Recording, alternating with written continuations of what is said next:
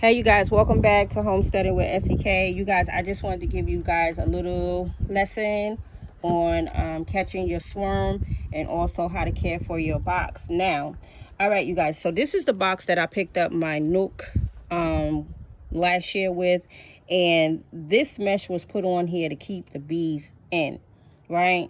So what I want to tell you guys, this mesh is also somewhat dangerous for the bees once they get out and start landing on the landing dock. So if you can, take a piece of wood and stuff it inside here, or even some type of strong tape to stuff it inside here so that you don't have to use this mesh. Right now we're going to use the mesh. I was able to get the piece that was on the top off where the feed goes in at, and try to enclose this a little bit more before I empty out the swarm that we just caught. And so eventually I will be taking this off, because this here can definitely harm your bees as they are landing. So if you can, put a piece of tape there, shimmy a piece of wood there. I'm trying to think of the woods, the shims that they sell in the store, or a piece of, a branch that can go in this area. But you definitely want to leave an opening so that they can get out, because what they're going to do is start cleaning this out to prep it for the queen. And hopefully, we're hoping that we did get that queen.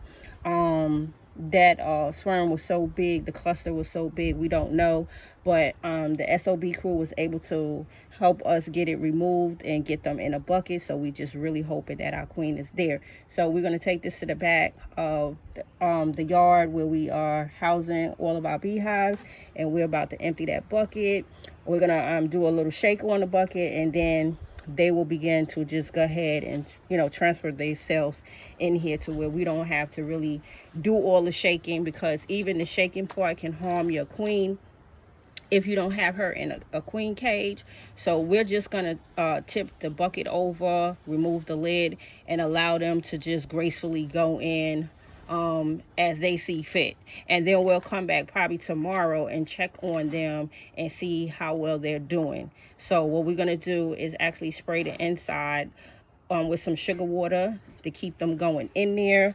And we do have several frames in there right now.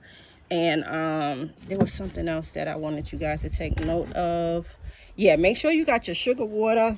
Make sure you take note about the mesh. So we will be replacing this eventually, but definitely want to give y'all that beekeeping lesson right there. All right, family, this is SEK the Homestead. I will bring you guys an update on how we did with loading our newly caught swarm into their new home. All right, family, I'll see you guys on the next video. Peace.